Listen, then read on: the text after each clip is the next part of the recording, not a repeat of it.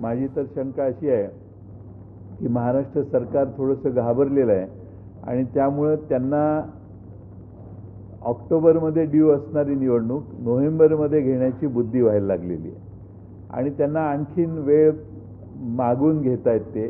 आणि माझा असा अंदाज आहे की नोव्हेंबरच्या 15-20 तारखेच्या दरम्यानच हे निवडणूक घेऊ शकतील. त्याच्या आधी 3 महिन्यात ज्या काही घोषणा केलेल्या आहेत त्याचे जास्तीत जास्त पैसे वाटण्याचं काम तिजोरीतनं हे सरकार करेल. घाबरताय कशाला? तुमचे नेते ज्या गतीने शरदचंद्र पवारांची वाक्य आहेत, मी तर तुमच्या मीडियाच्या मित्रांना आणि तुमच्या माध्यमातून महाराष्ट्राला नम्रपणे सांगू इच्छितो, हे भंपक लोक आहेत, त्यांची वाक्यरचना आणि वाक्य लक्षात ठेवा. निवडणूक आयोग ज्या तारखा ठरवणार आहेत त्याच्याबद्दल भ्रम पसरवणे आणि स्वतःच्या भीतीचं जाहीर प्रदर्शन करणे, घाबरलेली आहे राष्ट्रवादी काँग्रेस शरद पवार गट.